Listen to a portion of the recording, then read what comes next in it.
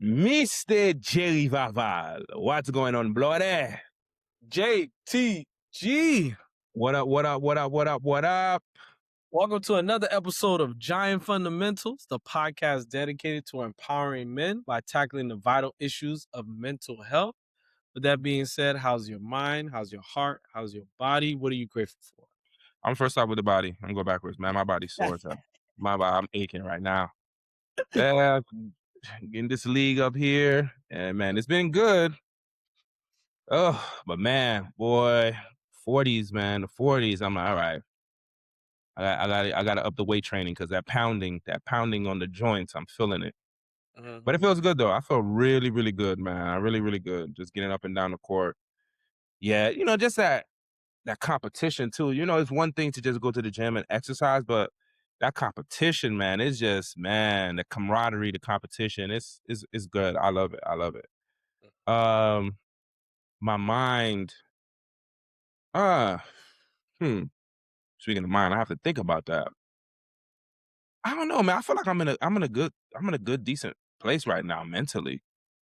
Mentally, I'm in a good, decent place. I think I said this before where I'm recognizing when I start to catastrophize and I'm cutting it off. It's like, dang, like I'm having much better conversations with myself in my head. Let's say that, which has allowed me to see how terrible and unhealthy my conversations within myself have been throughout the course of my life. I'm like, dang, I used to think very negatively of myself, but it makes sense when you're neglected, you're abandoned, you're rejected, you're public enemy number one. I mean, what else do you expect? So I'm proud of myself for all the work that I've done mentally to really start to shift that voice in my head. Um, my heart, mm, my heart feels peaceful, at peace, at ease, content, full. Yeah, man. Yesterday I went to a party, which was very out of the blue for me because this party I ain't know nobody there but one person, and you already know me.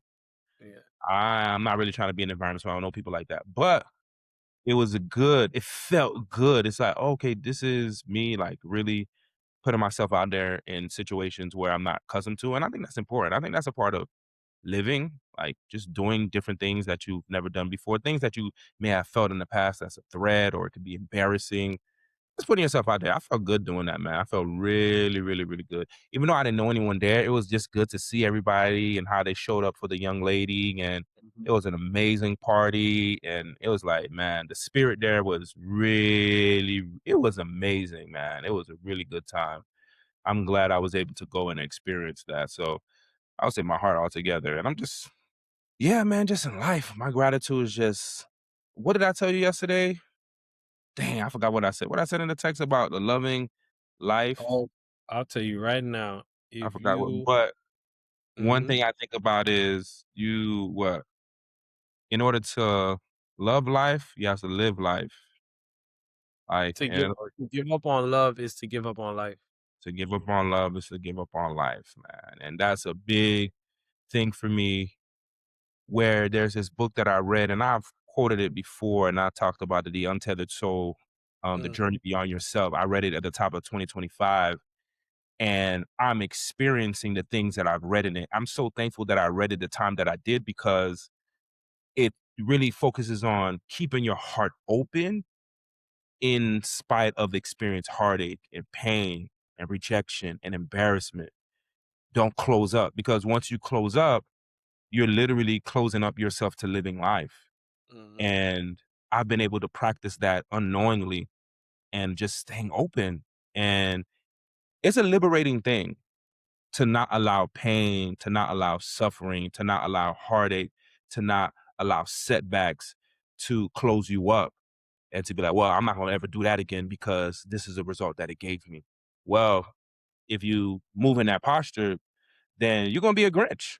Like you're not going to really experience the full depth and breadth of life. So yeah, that's my heart is just I'm feeling really good. I really feel like I'm evolving and growing to a better version of myself. yeah.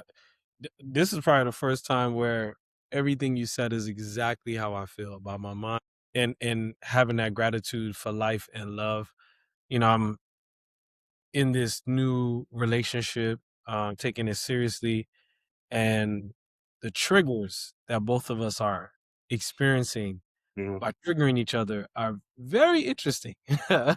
Yeah. Very, very interesting. And just learning how to navigate that and like turning each other off and realizing that we're annoying each other or bothering each other and Mhm. still be able to have feelings towards each other and not building on resentment because we're talking about it. We're living through it. We're having a more mature relationship. It's very interesting stuff. Very interesting stuff. So I want to ask you this, like for someone who has been divorced for a few years and now you're talking about being in a serious relationship, how does that feel? Like, what is that like? How do you navigate that? Because I know there has to be certain feelings and emotions that are coming from the past relationship into this one. Like, yeah, how do Yeah. you navigate that? It's tough to navigate because I'm so used to being a husband. Mm. So even leading up to this relationship, the little dating that I did and talking to women, I had to realize like, yo, I don't have to be any of these women husbands, right? So, Mm. like, just saying, "Okay, I'm dating, I'm figuring out who's more compatible with who I'm," but I'm first girl I'm talking to, I'm like, "Alright, I think I can marry this one in a year and a half. We could do this, we could do that." And I'm like, "Bro, I don't even like this girl." You know what I'm saying? But I'm so used to being a husband, I had to, like, rework that programming. Then, um, that kinda leads to just being present in the relationship too, like, Yeah. now that I'm in a serious relationship, like, okay, I wanna be committed to this person, but that doesn't mean I have to marry them next week, next year, or even marry them at all. Just be present and see how we flow day to day and not judge her. Uh-huh. That's crazy because you're not the first person I've heard that's oh man, I'm gonna say person, let me be specific. You're not the first man I heard say that, like getting out of divorce and then they like feel like, oh, it's like they feel like they have to be that husband and get married again. And then it's like, yeah, that's I wonder what that's about. Yeah, it's difficult, because it's like your body you're used to a routine, right? And also, like, not judging that person based on what the last person did because you're triggered. You know what I Yeah, mean? Like, "Oh, this person did this. My ex did this. I know she about to do me the same way, or we about to have the same argument." And it's like, this is a totally different person. The situation may seem familiar, but it can have a totally different outcome. And that's like part of my gratitude, and that's what I'm appreciating. Um, so yeah, those are a lot of things to navigate. And then navigating being alone for so long and now including this person into your life. Because I was getting to a groove of just yeah, worrying about myself, feeding myself, washing my own ass, like, I don't have to worry about, like, checking in with a person, saying good morning, just yeah. wake up and go. And then now, good morning text, how you doing? Planning a date night, all this other stuff, spending more money than I usually would. So it's like, yes, different hurdles each and every day. It's crazy. Yeah, it is crazy, and it's like, I feel even though I'm older age-wise, I feel young in the game because I haven't had that many relationships. I was married for a while in all my 20s, half of my 30s, so it's been tough. But, like, okay, this feels like almost like I'm back in middle school, high school, new relationship, honeymoon phase, lovey-dove love, but it is like I'm almost 40. So it's just weird, It's to Yeah. navigate through algorithm, so to speak. No, that makes a lot of sense. As you're talking, I'm like, yo, we got married so young, bro. We Yes. were what? Oh, yeah, I was still 24, turning 25 in a Yeah. well, turning 25 in a couple of months, but that's crazy. Well, you were like the 23? 23, yeah. No. And when I tell myself that, I'm like, "Yo, you was so." I thinking about what I have as priorities and values now, Yeah. I had nothing close to that at 23. Hmm. When like, me having a kid, Janiyah at 21, it gave me so much automatic responsibility because I was having a kid, but that was nothing that I had on my mind at all. Where now, if I'm looking to have a child in my near future, I'm like, okay, let me set this up, let me set that up. I'm already breaking down different things that I want to set up in life. Hmm. Not that you could really plan children anyway, but it's like my priorities are just totally different. Hmm. Yeah. You know, you talked about you being in a new league and your body taking a pounding. So what did you think about Bam pounding on Tyler Hero? Chit chat that young nigga. You talk all that shit, nigga. Yeah, I was shocked actually. I was like, dang, that doesn't seem like Bam's character. So he must have really, You were really because shocked? You yeah, know they say it's you know they say in school the quiet ones are the ones you gotta watch out for. yeah, Bam just shocking us this whole season. Like he scoring 83, he's slapping Tyler Hero. That nigga, he usually slapping backboards. Like he's slapping people in the face. But yeah, I was like, it's just so interesting how I guess I don't necessarily know the dynamics of their relationship when he was in Miami, being a Mhm. Tyler Hero. But it's interesting how somebody could be your teammate and you probably don't even fuck with them like that. It's Mm. kinda like it's just like a working relationship. I wonder if that was the case with them, or was it just the things that Hero said online that made Bam feel a certain way? But I can't for me, I'm like, if they had a good relationship, for Tyler Hero saying those things online, I don't feel as if he would've just come out and slapped him. He would've been like, "Yo, like, what's good?" Like, have a conversation. I just heard they say Hero just started saying something, and then bam, they use no words. You just slap 5 fingers to the face. Not What? 1, not 2, not 3, not 4, 5, slap. The insiders was saying that there was always rumors over the last couple of years of rumblings between Jimmy, Tyler Hero, because it seemed like the Heat organization always protected Bam. Yeah, But Hero was always in trade talks. They traded away Jimmy. All these different, so they were small different players that felt like they were better than Bam, but Bam was always protected.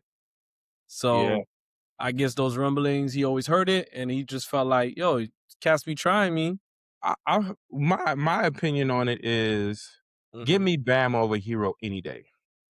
I Straight don't up. care about the skill set, the scoring. Bam has high basketball integrity, and he plays every game. Mhm. He's Mhm. always there, and you know what you're gonna get from him. Mhm. I believe, though, if Jimmy was younger, him and Bam were the same age, Jimmy would have been more priority, though. That's true. I do believe that, but Jimmy's older, and Bam he is the Heat culture. He took over for Haslam. He's the Heat culture, so Mhm. and the thing about with Bam, every year his game has gotten better and better. I mean, he scored 83. Yeah. He scored 83. So in a game, that is. So Yeah. yeah, you It's know, the crazy Heat, how you they know could what they be it's crazy just thinking like you could be consistent at work, you could be doing your best, putting your best foot forward, and people still got something to say about like Bam is not to me doesn't come off as the type of person that's like selling out in the locker room. You know, he's all about yeah, camaraderie and yeah. brotherhood and stuff like that. But it's like it's hard to deal with those whispers. I know that a lot of us deal with that in corporate America where we're just trying to work as hard as we can, and then we just hear like, so Mhm. all these cats been hating on me. Like, damn, I'm just trying to work. Yeah, forget corporate America. It could be in your own friend network, family network. It could be That's true. yeah, it's just people. People are always gonna have something to say. That's one of the biggest things for me in this season of my life. Like, oh, people are always gonna have something to say. There's no point of trying to appease people. When you start to try to appease people, you get into that realm, Hmm. you're just gonna be unhappy and you're gonna have resentment. You just have to live according to what you value most and let the chips fall where they may from there. Because people gonna love you, they're gonna hate you. They're gonna like you, they're gonna hate you. It's a part of the equation of living. That's That's what you true. wanna get. No, that's very true. So give us some candy, sweeten us up, some M&Ms, mental health music. Yeah, so there's this track from Drake's album, the new one, Iceman Mm. 3. um, the song called Dust is the last verse.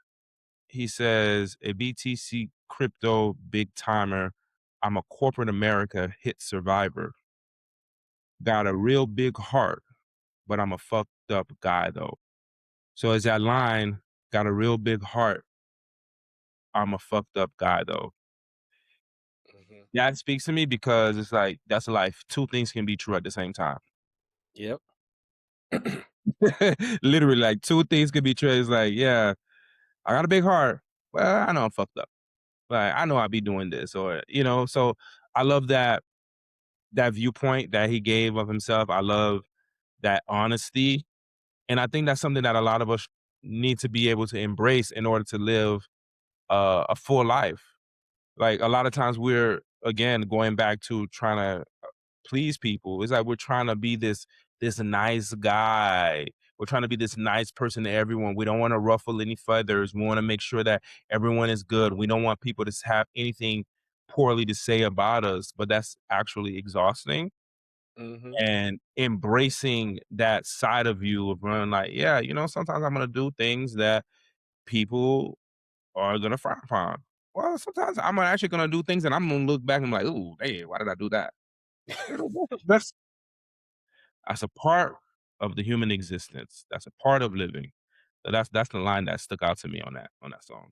No, that's very true because I forgot what I was watching on Instagram, and it was like I don't know why it's the black and white thinking, but we see someone that does something good, everything in their life must be good, you know. Yeah, social media, bro. Everything- Social media Yeah. is. And then we have someone who has a downfall, a pitfall, or does something bad. They're a criminal. Everything in their Maybe not. drug dealer. You know what I'm saying? Like your parents catch you smoking weed, clack, it's clack. It's like, yo, it's not even because you stressing me, I gotta smoke. You don't even realize that.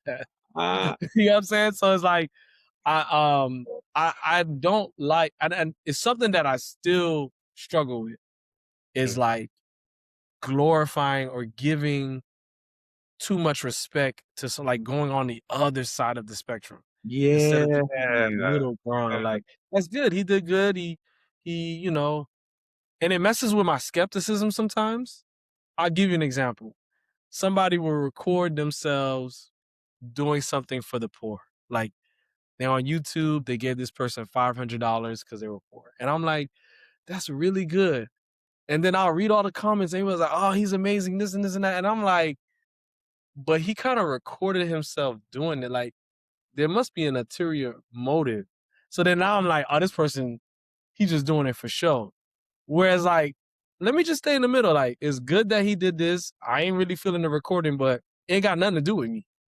But it's all about perspective too, Mm, because yeah, he could be doing it for show, but maybe he's trying to inspire people to do the same. that's true too. You know what I'm saying? So it's all about perspective. It's all about how we see things. That's why I strongly believe that it's important to not just go with your first goddamn thought that you have. Like Mm, have that first thought, but allow other thoughts to come up. Like don't just be like, oh yeah, he's doing this because of that. And then you just stay there. That's a fixed mindset. Like, mm, okay, yeah, he could be doing it for this, but he could be doing this for that. He could be doing it because you really don't know. right. Right. But again, like you said, we could do this hot and cold dance, like, oh, they're this now, or we give people too much credit just because somebody can go on the court and they nice on the court and they could hoop, they could score like effortlessly, doesn't mean that in real life they're a great person. Yeah. It doesn't mean that they're nice in real life. It doesn't mean that everything in their life is going well. But that also speaks to the whole performance based identity. We automatically think that when somebody's performing well, that they're just great Yeah. in holistically, but nobody's just great altogether. And I love when you said like the hot and cold dance, not being in a fixed mindset, but something specific particularly you said is we don't know, right? But we don't have to know. That's I'm talking to my Zoes out there. You don't have to know. Like, for some reason, it's like we see that person. Oh, look, he preaching on Sunday or Saturday. He, we don't have to know that he must do this at home. He must be a righteous person. Or look, he made this. He dunked. He took his team to a championship. He must do everything right. He must do everything perfect. Like, okay, but we don't have to know. Like, it's not a definitive thing. I don't know why we feel like we know this person because they did this one great thing. yeah. I don't know. I feel like that's just something with the human mind. I don't know why we do that. Yeah. So I love when Drake said, I got a great heart, but I'm fucked up too." You know Right. what I Yeah. mean? Don't trust me too much. You could trust me to give you the hits though, Yeah. but I might hit your girl too though. Drake yeah, I was known for sound like that with a girl too. You beat me to it. that. Exactly. We were talking about girls, we were talking about relationships, and the main topic today was something that really piqued my interest when you texted over to me. You said, "Why good men end up in toxic relationships?" And I know when you send this over, because you send it to me randomly. So I know that means you must have had a caseload of clients that are in maybe toxic relationships or struggling in their relationships. And you felt like this is something that we needed to bring to the podcast. Am I on point with that? Yeah, for sure. There's a good number of men I've been working with. There's a couple that are like, man, I need to leave this relationship. I need to leave this marriage. I actually have one guy that I just started working with maybe like Mhm. 3 weeks ago. Last week, he's like, yeah, I can't do it no more, man. When I get home after this, I'm packing my stuff and I'm out, bro. I can't do it anymore because there's no peace there. I was like, oh, that was fast. Okay. All right. He was like, "Yeah, I just wanna run it by you, whatever, to make sure." I was like, "Well, it's not necessarily really you running anything by me. It's more so of me helping you to see why are you coming to this conclusion, play devil's advocate, and then support you on this decision, really, because it's your life, it's not mine." So But then I what was before it? you Go ahead. get before you get too far, I think that's a great point to put, because I think a lot of times people feel like they got to make a major decision. They should or have to run it by their therapist. Yeah. You're saying that's not necessarily always a good thing or something you have to do? No, not at all. Because the thing is, I want people to understand a therapist job. Well, I don't know. This is my philosophy. I can't speak for other therapists, but for me, my main job, my main objective is to help you to learn how to trust yourself. Mm, That's my main thing. I'm not here to tell you what to do. Like that defeats the purpose because then now you're dependent on me. And I don't have all the answers, Sway. I ain't got no. I ain't got a I don't have I really don't. I'm human just like you. I just mm, happen to have got a degree in it and I know certain techniques and tools and things like that to help you by, but I don't know everything. I have my own things that I'm navigating through. I'm mm, mainly there here for support, but the top tier thing for me is helping you to trust yourself mm, and know that whatever decision that you make, whether the decision at the end of it yields the fruit that you like or don't, you just know that you have it within yourself to get through whatever it is. mm, Yeah, and I always tell my clients this: "Yo, there's no right or wrong decision." I really don't believe in right or wrong decisions. There's no such thing. It's a myth. There's no that you make a choice and then you see what happens from it.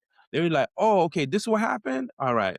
I didn't necessarily want that result, but making this decision, there are some growth things that have transpired. There's a lot of evolution that I've experienced. There's a lot of growth that I've experienced. Of what do you call that? Aha moments, like, and you could find that in a good making a good decision, and you can find that making a bad decision. quote Mhm, unquote air quotes for people who are not watching the mhm, podcast. Like, yo, there's no such thing of good or bad. We're assigning this stuff to mhm. decisions. So for me, I'm just like, hey, I want to be able to help you to make a decision. That's number one, because man, a lot of people it's very tough for them to just make a decision. And then after you make the decision, you can deal with whatever the results are. That's how you build emotional resilience and psychological flexibility. Yeah, I'm glad you said that because me entering in this relationship, a part of me was like, "Damn, maybe I should just go to therapy just to navigate this relationship, Yeah. um, to get some type of approval." Because Approval.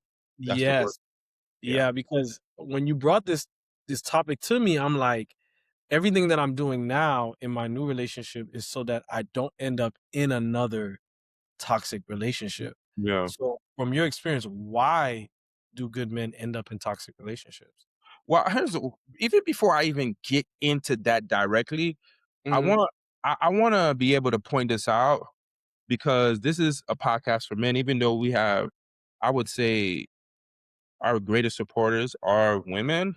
mhm, But I want to say, men do find themselves in toxic relationships as well. mhm. I think the narrative is that women always finding a toxic man. No, there are a lot of men, and no one could ever tell me anything about it because I actually work with men that deal with toxic relationships, Right. unhealthy relationships, and they just don't know how to get out of those relationships. Like, men go through this stuff as well. Mm, And because I'm going off script here a little bit, but good. because we're so used to being provider and protector, we take we don't feel as if we have the choice to get out. We Mhm, just feel like, yo, we just gotta deal with it. We just gotta take it. Hey, I made the decision, or I had kids with this person. We built this life with each other. I just gotta. Men stay. Good men actually stay in unhealthy situations. So that's the first thing I want to be able to put out there. mhm. And to your point on that, because men stay and we see women leave, we automatically assume that the man was the main cause of the toxic relationship. All the time. All the time.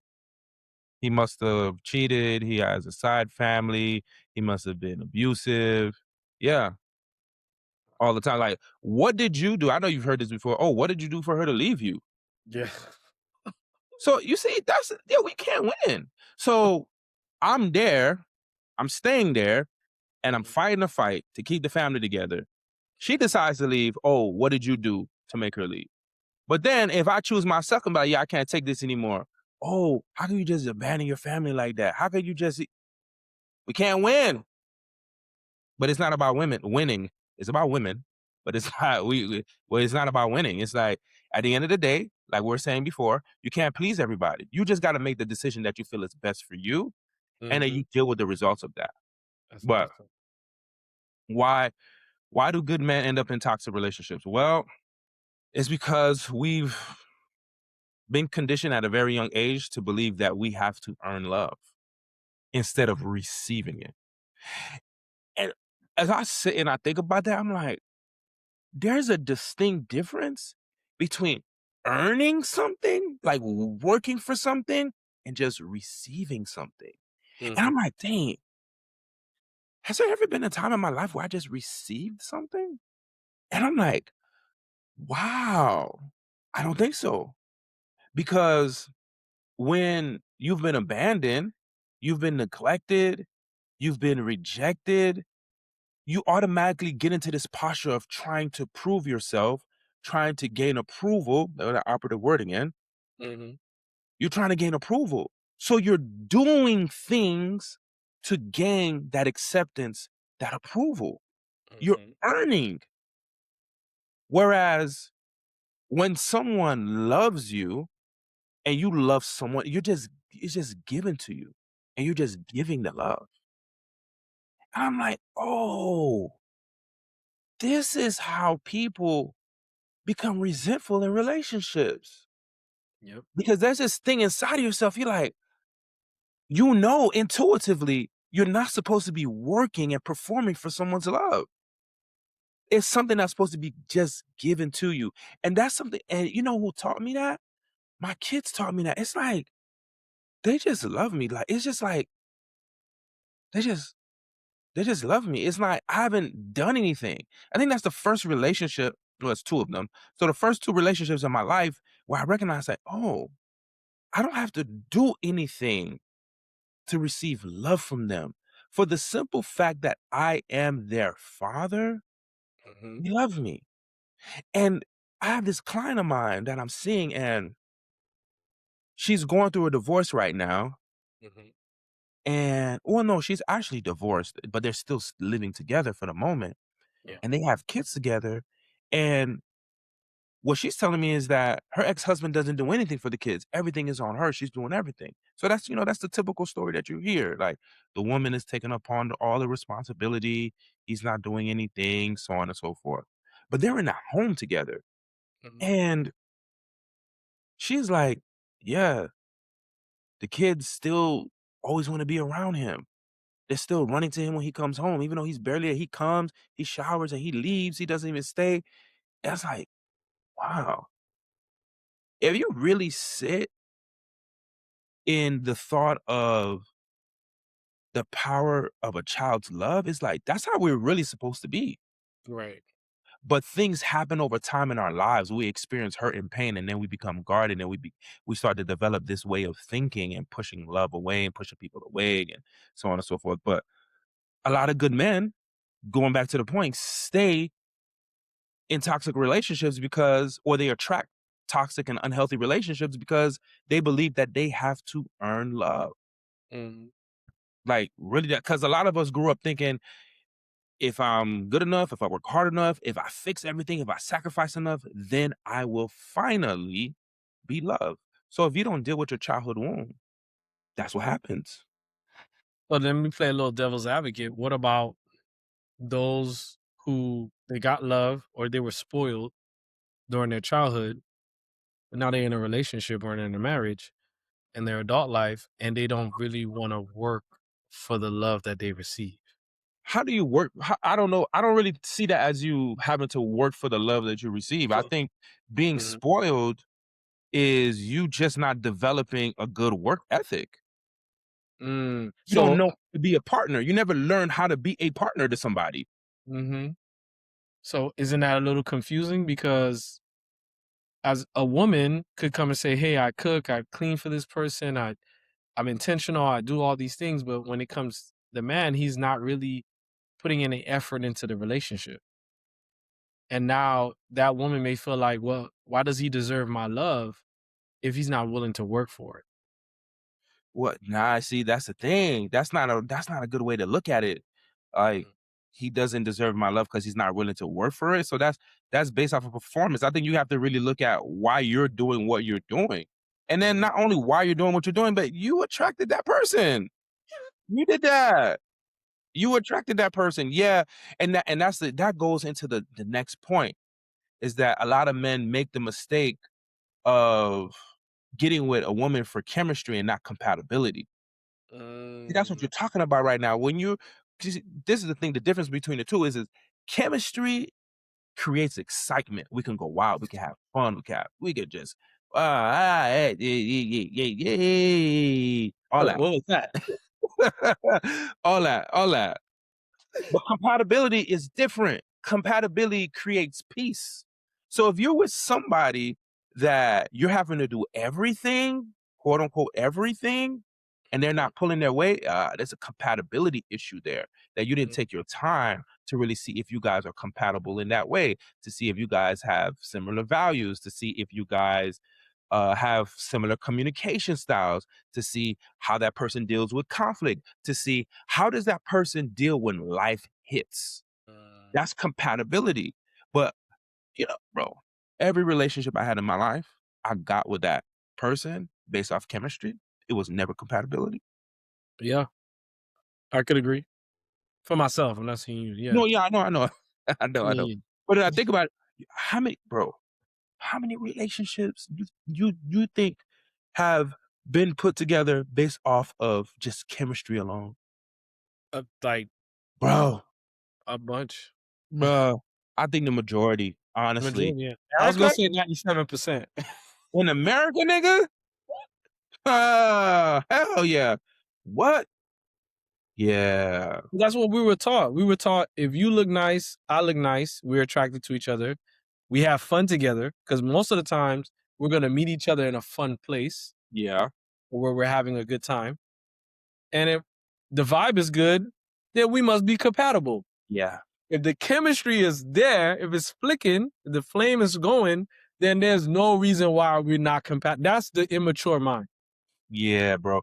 And here's another thing too. Because a lot of men never experience peaceful love growing up, when something when someone who's compatible comes your way, it feels boring because chaos feels like passion. So the nervous system is like, "Oh, this feels intense." So you think that butterfly feeling is like, "Oh, wow, I'm in love?" No, it's that intensity. And then the brain translates this into, "Oh, this must be love." And we don't bro, honestly, you can't you will you won't know. I feel like you won't know these things until you go through Yeah. it. Honestly, Yeah. you ain't gonna know until you go through it. And then I would say another thing, here's why good men tend to attract or get into a toxic relationship is because that whole thing, man, that identity of the provider, the protector, or let's add into it, the rescuer, Yeah. because nobody was there for you. You develop this savior complex to want to be there for a woman, and that kind of not kind of, but it actually gives you a sense of purpose to Yeah. save a woman. 'Cause you automatically think, "Oh, she's struggling, so it's my job to save her." Yeah, she if she lashes out to you, you start to over explain. Yeah, when she starts to withdraw from you, you start to chase her. So all these it's bro, all this stuff we see in these romance movies, these books, dog, they're literally setting you up for an unhealthy relationship. Oh, okay, if she cheats on you, or you just try harder to be a better man. Mhm. It's like, where in that equation is there a partnership there? It doesn't sound like a partnership, You literally just gave the foundation of like dating 101. bro. But you know what? That's what a lot of women expect, though. Yeah, that's what I'm saying. That's not healthy. That's not no, no. It's not healthy. And I'm gonna just go ahead and say this. I think on the other side with women, they expect that not just because what media portrays, but I I would love to see like some type of study to see the women who really believe in that, who think it like that, and who want that. I would really love to see what their relationship with their father is. I Mm, would really want to see that because I do think there's some correlation there for sure, for sure. And when it comes to why good men get into toxic relationships, or another one is, and I touched on it a little bit, the childhood wounds. You're literally, man, we don't recognize how much those childhood wounds, when they are not treated, we don't realize how they create blind spots, bro. so let me ask you, when you say not something comes to mind. Hmm. How can you treat it if you never went through anything? Because earlier you said there are certain things you feel like you just have to go through for you to know what it is. Hmm. Yeah, that's a great question. I mean, that's the thing is the dichotomy of life. Yeah, you may not. A lot of times, you're not gonna know something until you actually go through it. Right. But this is the power of information being passed down. So, millennial generation, Gen Z is coming up. Yeah, Gen Z is they're like in their 20s or whatever. So more so for, let's say, Generation Alpha, Mhm. our little kids, their age range. We've experienced it. So now we can say, hey, look, you got to be able to look at certain things. As a Mhm. father, I pride myself in speaking to my kids and telling them things that I did when I was a kid. Mhm. And I tell them certain mistakes that I have made within reason, of course. They're still a little young, but I tell them things mistakes that I've made as an adult. And I'm having these conversations with them because I want them to already start thinking broader and wider and Mhm. start to actually start analyze themselves. For example, this was a few years ago. I think my son is 10, so he had to be like 7 years old. He was like, because I had all the the rentals. I had all the Yeah. cars. Like, yeah, I remember you had all the cars, so on and so forth, whatever, whatever. And then he said, "Oh, that was great." And then it got to, I was like, "Yeah, but all the cars got taken away." It got to that, whatever.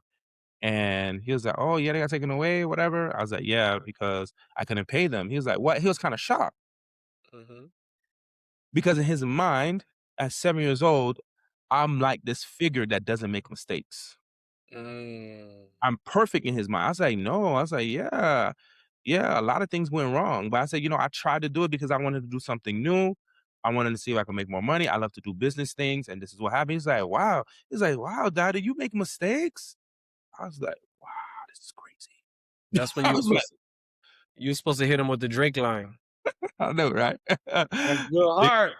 fucked up guy though.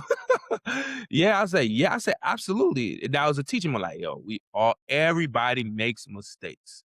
Everybody will. I said those mistakes don't define you as a person, so on and so forth. So what I'm doing is I'm passing information down to him. Mhm. And that's what we need to be able to do. Yes, I'm gonna experience certain things based off of my childhood that I can look back and be like, dang, oh, I did this or I made this decision because X, Y, and Z. Because when I was younger, this and that and that. I'm already starting to train my kids how to think like that now. Mm. So, yes, I feel like there's certain experiences, there's a lot of experience that you have to learn. But then me as a responsible parent, this is where vulnerability is important. It's Mhm. my responsibility to like tell them so that they don't have to experience that. But guess what? They're gonna have things they're still gonna have to experience though, Right.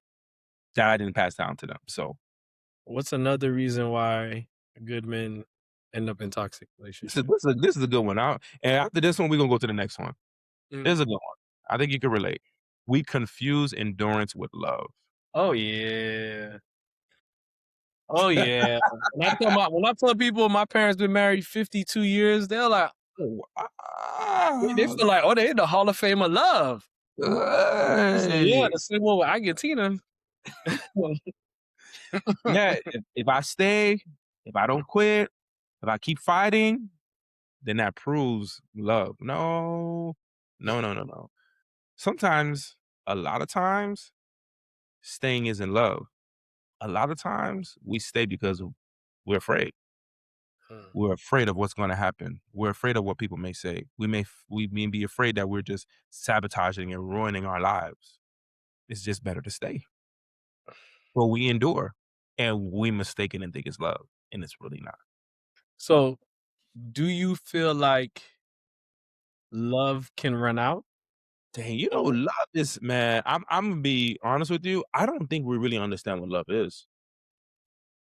I don't think I literally believe that you can go your entire life figuring out what love truly is.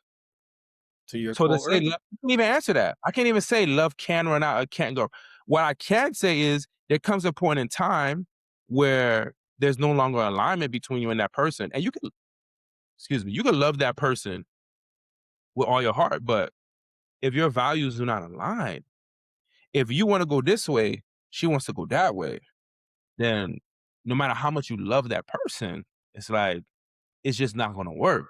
Because let's say she wants to go this way, you want to go that way. And the love, what is going the quote unquote love that we're thinking about, what is gonna make you do and thinking be like, well, I love her so much. So let me just come on over. Is she coming over? Is she coming over? Nope, she not coming over. You just go, and guess and while you're doing that, you're losing yourself. You're self-abandoning. And guess what? That's when Mm. resentment comes. So that's not love. So I'm like, there's a lot, this concept of love, I don't really think we really truly understand what that is for real. That's a great point because in some Eastern philosophy, love is more like a boomerang. So when you say this person wants to go left and the other person wants to go right, and now that person, let's say I'm trying to come left because, oh, she wants to go left. Let me come left. Let me win her back over, whatever the case may be. and I'm really losing myself. But when you really try to understand components of love, and I tell younger generation this all the time, is like, if there is real love there, if you decide to go left and the other person goes right, the road will connect again. It will come back around. If you're meant to be, if the love is real and genuine, if y'all go your separate ways, it'll That's the come back. thing. And You're that's a saying hard this? lesson. No, you're saying this, but Mhm, here's why I'm shaking my head, because I wouldn't want to tell somebody that, mhm. because then you know what ends up happening? You're starting to live life from that prism right there, and you're not actually moving on with your life. I You see see. what I'm saying? Because some people, you tell people like, yeah, hey, you never know, man. Like, you don't let life happen. You guys will probably get back together.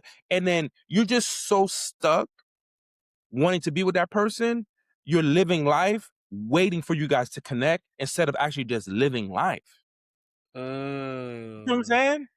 So it's like, you're not wrong for saying that, but I just automatically started thinking, like, if it was me, I'm like, yo, I would have been like, oh, just living life waiting for us to get back together again. Because a lot of people do that. Yeah, well, that's the point of the principle is you can't control that outcome. We be trying to lie to Yeah. ourselves, bro. Come on now. So I mean, that's true. And I don't want us to lie to ourselves, and I don't want us to lie about our relationship. So what are some signs that we can recognize that we're in a toxic relationship? Okay, this is the most important one. This is the most important sign to me. And I feel like it's the most important sign because we're directly speaking to men. As men, we have a very difficult time understanding how we feel and really leaning into our emotions. And I think one of the biggest signs is when you don't feel emotionally safe in the relationship. But guess Mm, what?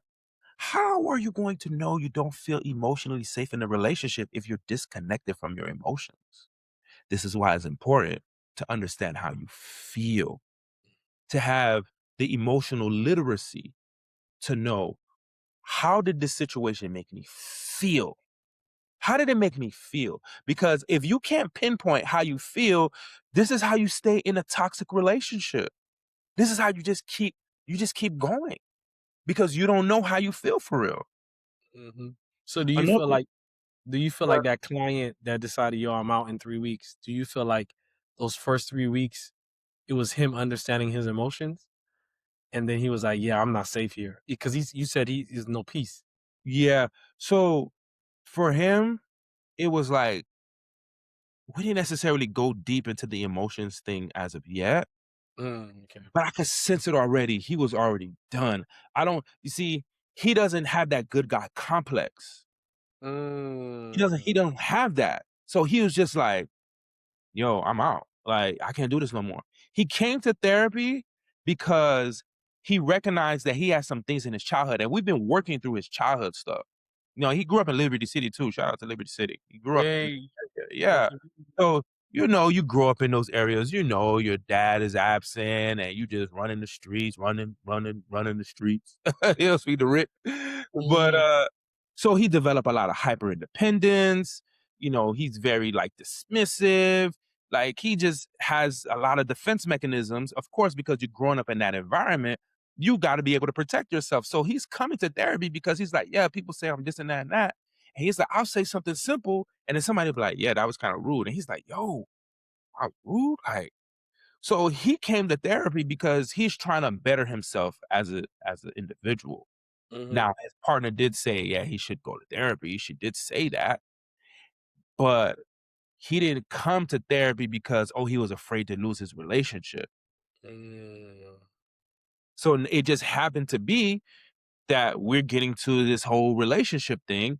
And literally within the first 3 seconds, he's like, "Yeah, I'm done." He's like, "I'm good." He said, "Boss," look, just like that. He said, "Boss, I'm just coming to you, just run this by you. But yeah, when I get home, I'm gonna pack my stuff and I'm out." He said, "I just want to talk to you about it because I want to make sure I'm not missing anything." I was like, okay. I said, "I don't think you're missing anything." I said, "If that's what you feel is best for you, that's what you should do." I know some people, they probably feel like, "Oh, why are you telling him you breaking up a home?" I'm not breaking up no home. He already wanna do it anyway. mm. Like, my job is not to convince anybody, nobody, no marriage, no couple to stay together. That's not my job. Like, Right. that's not my job at all. I'm not in the business I'm not a pastor. That's what pastors try to do. Like, like, that's not what I'm doing. Mhm. Hey, that's what you wanna do, I'm gonna walk you through it, and we're gonna you know? So, for him, it was just kinda like he's different because he didn't have that good guy complex versus another client that I have. I promise you, he probably tried 20 times, and this is 20 times before he started meeting me to end Wow. his marriage, and he cannot do it, and he's still not doing it, but guess what? This is where the childhood going back to the childhood is so important because as we go back to the childhood, he grew up in a family, 7, 8 siblings, he's the only guy, no father, so he developed the provider and the protector thing so early. He Mhm. developed that so early on, and then, okay, his father wasn't in his life, he don't wanna leave his child, all those thoughts that come. Yeah. So he was already playing that good guy role before he even got into the marriage. And that's one thing I want us to recognize is that a lot of times, I would say 99.9% of the times, the relationship that we're in is a reflection of either the work that we've done to heal from our childhood or the lack thereof. Mm. That's literally all it is. So he literally just got into a marriage where he just picked up where he left off. Instead of being the people pleaser and being the good guy for his mom and his sisters, he just got a spouse like that. And he's Wow. having a very challenging time making this decision. So what's another sign that you're in a toxic relationship? You're becoming someone you don't recognize, Mm. self-abandoning, you're more anxious, you're always walking on eggshells, you're lacking confidence, less playful, you don't have a lot of joy, like you're not feeling joy in your life. You're literally disappearing. Mm. Literally. Another one would be when love starts to feel conditional. Is that the So one I brought up? The working for love? yeah, yeah. You only but well, this is on the other side where you only feel appreciated when you're useful, when you're providing, Mm. fixing, and performing. Bro, we a lot of us have an issue with that. And we think that's love. No, it's conditional. You're working for it. Another one would be when conflict never gets resolved. Like every disagreement is your fault. There's always an attack on the character. There's a silent treatment. There's a manipulation. There's gaslighting. There's deflection. Nothing really actually changes. You just keep going through this cycle over and over and over again.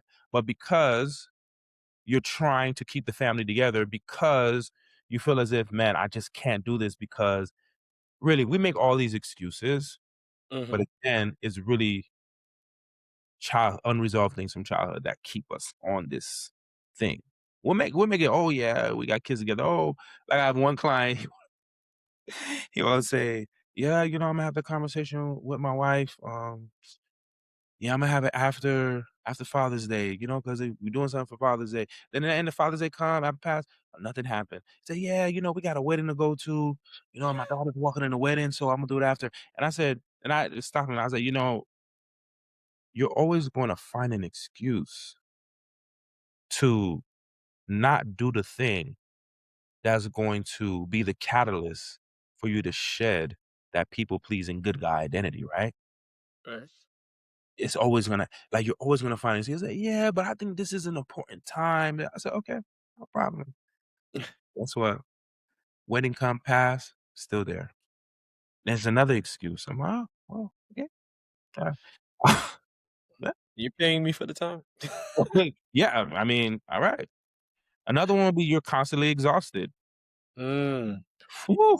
Yeah, emotionally, mentally, spiritually. You took a big sigh right there on that one. Yeah, because I remember being in therapy and on the cusp of asking my wife at the time for separation, and my therapist was like, doing what you just said, like, "Okay, are you sure?" And I was like, "I just don't have any I don't have it anymore." Like, I was tapped out. Like, the endurance that I was trying to it was like I was depleted. It's like we played ball and went to the gym and ran a marathon that day. Like it was there was nothing, and I didn't eat. There was no I had no energy. There was nothing at all. And it took me a long time to realize that my relationship was causing me exhaustion. You know why it took you so long? Hmm. Because it's what we just said earlier. You were not connected with your emotions. Nope. You ain't know. How you gonna know? It's just like, hey, just have to tighten your belt. It's not what Vava say, tighten your belt. Yeah. It gets hard, you go even harder. That's what J. Cole said, right? Yeah, that's true. Times get hard, you just go harder. Yeah. That's what we do. You just go harder. That's how you didn't know. Mhm. Another one, I said the last one until for us to get into the next phase is a big one, especially for good guys, the good guy syndrome. You feel responsible for your partner's emotions. I mean, I'm a provider, protector, rescuer. Like, Yep. The question is, you don't even recognize you're asking yourself this question, but you're asking, how do I keep them happy? That's why that yeah, wife happy life stuff, maganel, maladel, I don't agree for that. No. No, no, no, I don't agree with that. No, no, no, no, no. That's a disaster right there. No, no.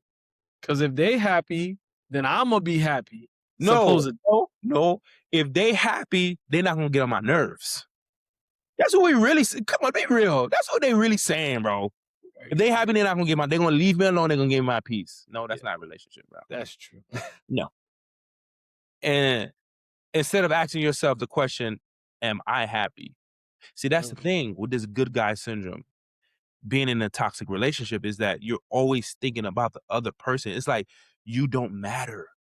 mhm, You don't matter. You're not never asking yourself, man, am I happy? And that's the distinction between those two clients that I told you about. One of the clients, the one that is like, say, I'm packing my things and I'm out, you can you can intuitively, I would say he intuitively feels it like, oh, I'm not happy. I'm not happy, I can't stay here. mhm, Whereas the other guy's like, man, what can I do to continue to make her happy? What can I do to make this a better situation? You know what? There's a lot of times where you just can't make it a better situation. And I know some people here that's gonna listen to this and they be like, dang, this nigga Jono talking about breaking up marriages. Wow. Well, guess what? This is real life. right. I just don't now, because I always think like this. But now I just don't understand. You know when you come to the light? Yeah. I just don't understand. I just don't understand how you're gonna stay in the something that's killing you. Mm, And then you're trying to make sense of it. It's like you're making excuses and you're not happy. And I'm like, yo, we we really don't recognize that we only have one life to live. mhm, And I'm not speaking from a place where don't try to fight for the relationship. I'm not speaking from that place.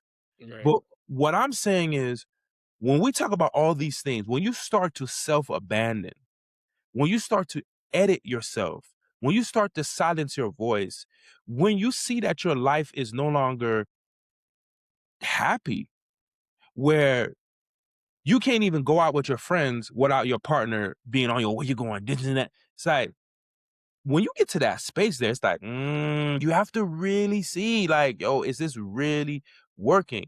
Because at the end of the day, everything has an expiration date. And I just think that we do not want to admit that. We don't want to So come to that reality. so why do you feel like it's so hard for us to leave? We're afraid of being alone. Think about it. If you have abandonment issues and rejection issues from your childhood, you didn't resolve that. You notice how I keep coming back to that, right? Yeah. You don't resolve that.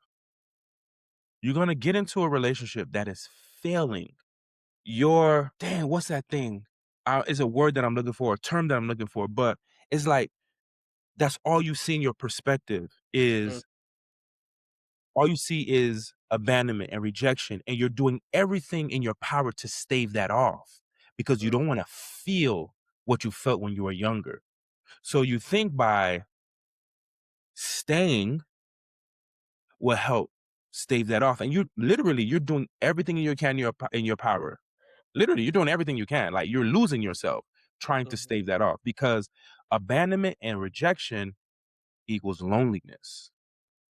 And loneliness at the end of the day, for a lot of us, feels a whole lot more scary. It feels scarier, I should say, than Mhm. dysfunction. No, you're right, because my divorce, the first time in my life, 35, 36 years old for the last 3 years till I was 39 till now, was the first time period that I was actually alone, and it was an adjustment, like a real big like, I was like, "Oh, I've never been alone since I Yeah. was dating girls, young age, never been alone." And then you were living at your parents' house too, so Yes. And I went straight into a situation. Yeah, correct. yeah. Mhm. And how did you navigate that? How did you feel when you had to actually be alone? Oh, Like you would say, just you and the AC blowing. just me and the AC with nothing in the crib. It And was the ceiling fan too, quiet. the ceiling fan. The ceiling fan. Exactly. Is a toot, toot, toot, toot, toot, toot, toot, toot. It was hard to sleep. It was hard to sleep. It took me a while to get a full night's rest. There was no sound of kids running, making noise. I roll over and it's still more bed. Yeah, you know what I'm saying? Like, it was really tough. But I was like, I knew, to your point earlier, just right now, I knew that I wanted to work on these things because I didn't want to be a man that centered himself around a woman. Yeah, you were decentering women from your life. Correct. This reminds me of a friend of ours, a mutual friend that we have. Mhm. He brought this to my attention. I'm like, dang, this is crazy. And these are the type of things that people do not even consider or think about when it comes to the relationship ending Mhm. and the man has to leave. Because normally it's the man that leaves. Yeah.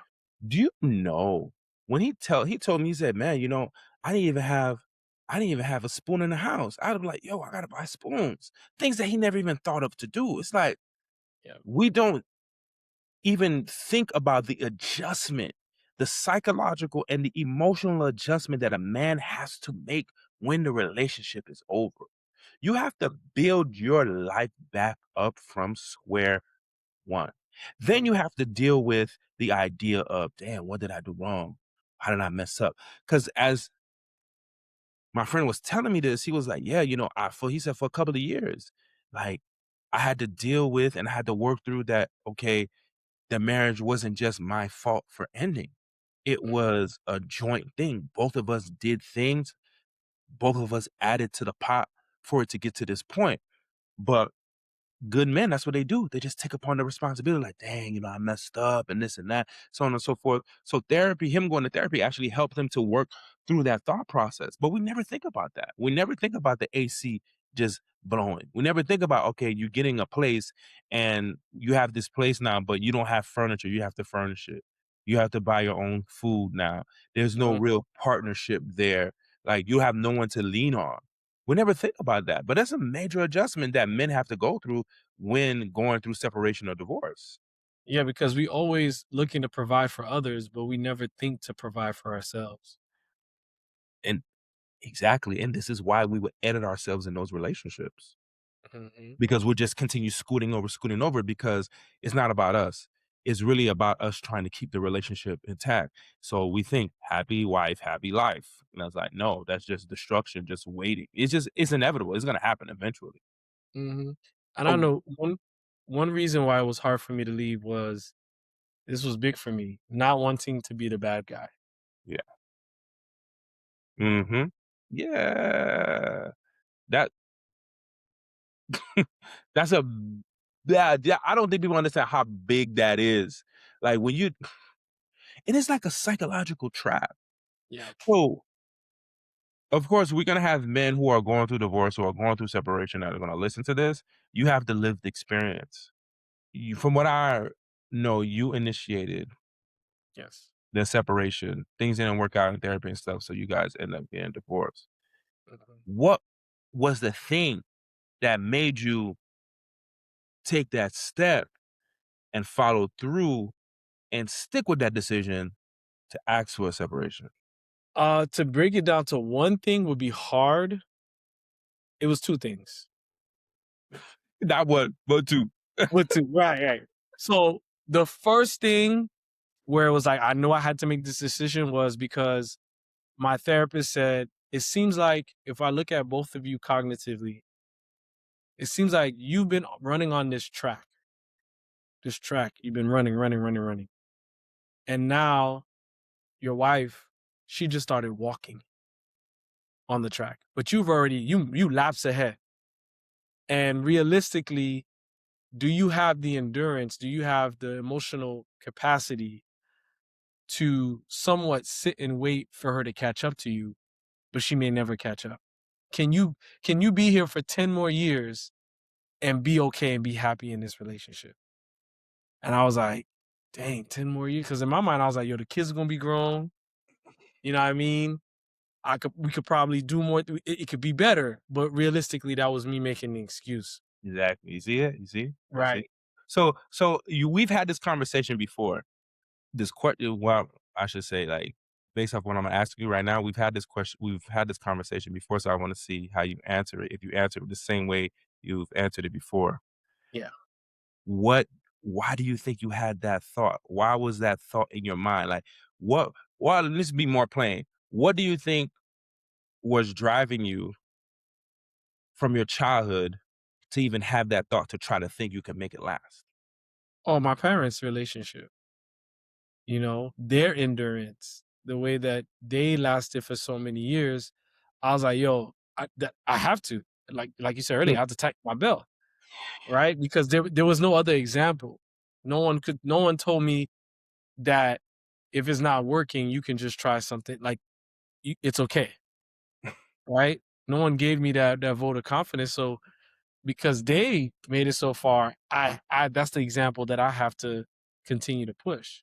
I wanted to I wanted to give my mom everything that she couldn't have in her marriage. I That's wanted what to give that to my I wife. was wondering if you were gonna go there. Yeah, yeah, yeah. I was like, "Oh, my mom suffered through this. I'm gonna be a better husband to my wife than my dad was to my mom. I'm going to symbolically give her everything she wanted in my marriage." I took on that responsibility. Yeah. So again, that's what we've been talking about. You see where the connection lies from Mhm, childhood wounds to adult relationships. Yeah. I would say the last one for this. mhm. Reason why men stay is the guilt. Mm.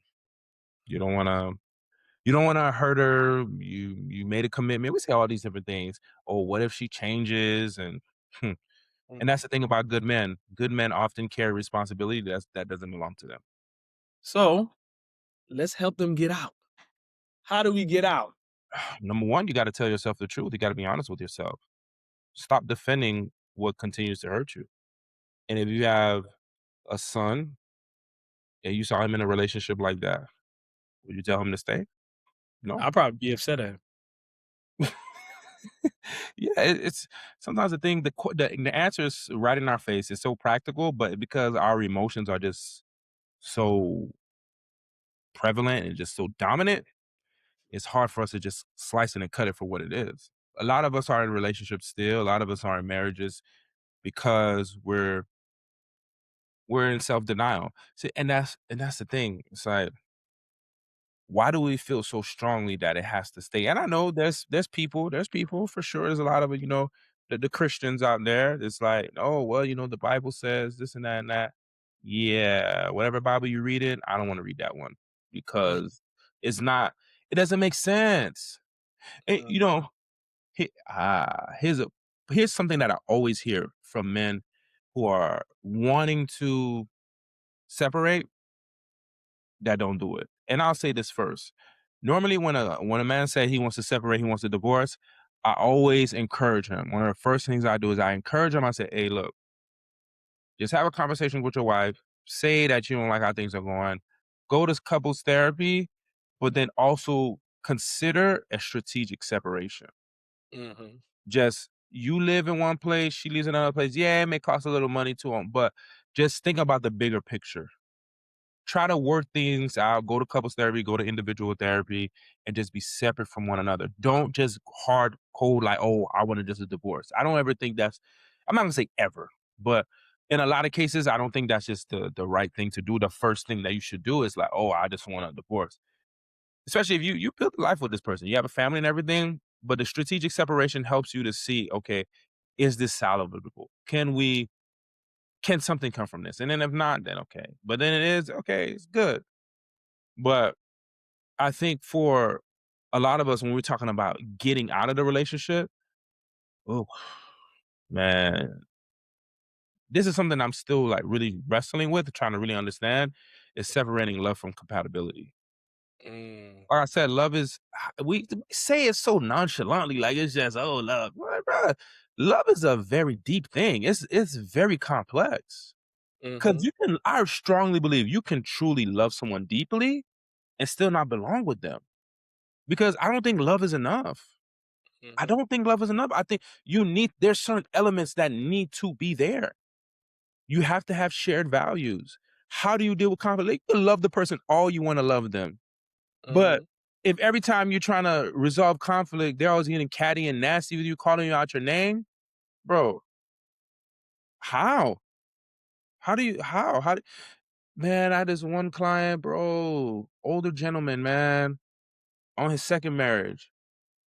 He said, "Man, I still love my first wife. If she came back to me today, I would have taken her back." I was like, see, at first I was like, "Oh, wow, that's noble." Now I'm like, "Oh, okay. All right, let me see. Why you say that?" And things he's describing, I'm like, she used to verbally abuse him, like physically punch him in the face, cheating on crazy stuff, bro. Crazy stuff. And he said that he will take her back to this day. I'm like, something's not right there. mhm, But the thing is, people will see that, oh wow, he loves her so much. It's like, no, love is not enough in that type of situation. Is that even love or is that attachment? I think those are totally two different. I think you got to distinguish the two. mm, So you got to separate love from compatibility. Like, are you really compatible with that person? And then the next step to getting out is reconnecting with yourself.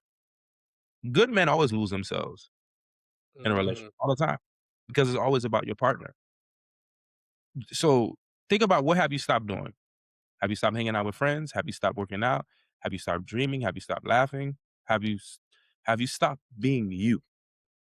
mm, Start being you again and then see what it does to the relationship. Your partner may feel threatened by that. That's how yep, you know you got to get out. Then you're talking about building a support system. Friends, family, therapy, mentors, men's group. Because when you're in that type of situation, man, it's easy to feel isolated. mhm, And isolation honestly just strengthens toxic relationships because then you're going to have the draw and the feeling to want to go back to that person. okay, Yeah. And then the last one, what I say is a big one, is you have to expect that there is going to be the feelings of withdrawal. that's a tough one. Yeah, That's that passion. yeah, yeah.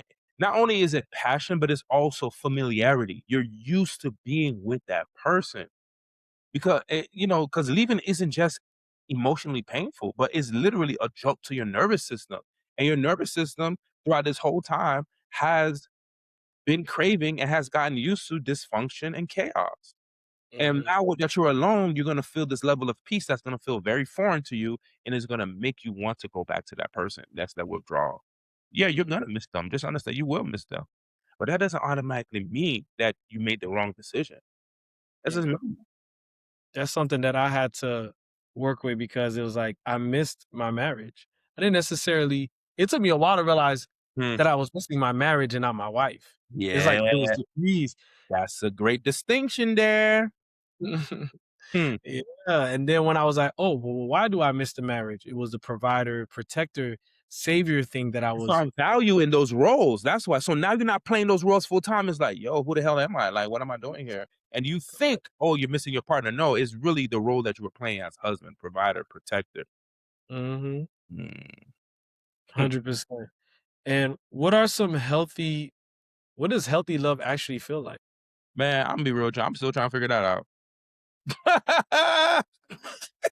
How you Yo, nah, but for real, like it's like you gotta feel safe with the person. Right. Like emotional safety. Ooh, oh man, is at a premium in these days, I tell you. Uh-huh. And to feel safe with the person, to know that you're not gonna be judged, to know that you're not gonna be dismissed or ridiculed is very important. Right. Is the person consistent? Is there a level of predictability in the relationship? Is there Mhm. honesty? Is there vulnerability? Is there respect? Is there a calm? Like, Mhm. these are the things that you know. That's how you know that you're in a healthy relationship. But again, a lot of us, like you said, you didn't see that healthy relationship in your parents. Nope. I didn't see that healthy relationship in my home. There was nothing there. So we grow up just really trying to just figure this out and piece things together, not knowing. Right. We're not knowing what true love is for real. We're not knowing what safety really feels like. We don't know Mhm. what being consistent. We don't know what partnership really is. We don't know what compatibility is. So we're literally just like learning these things as we go. Yeah, now that I feel the feeling of being considered, feeling safe, being able to be myself, it feels so weird, bro. It feels like I'm in some type of twilight zone. Like, Yeah, yeah, yeah.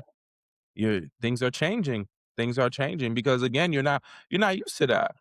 You Mhm. inherited toxic love. I don't know if you want to call it. I don't know if love can actually be toxic. I don't really think it can be, but I guess I Mhm. just that just people like using these type of phrases and terms.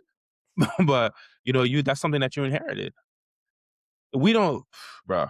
When they say that kids are sponges, it's like literally that's what it is. Like Yeah. you're a sponge, you're in that environment, and you think, and then now you see when you get older, you start to see certain things like, dang, I don't really like how my parents interact. I don't really like this and that and that. And then normally, naturally, because the brain is still developing, you choose sides. A lot of times we choose the mom side.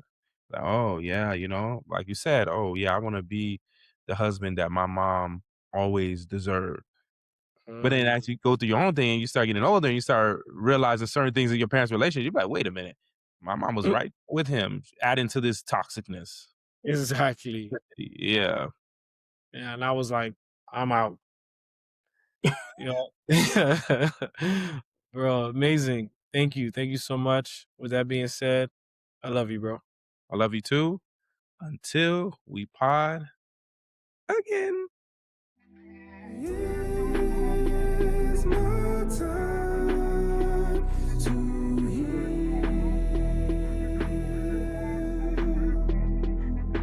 On the path to feel.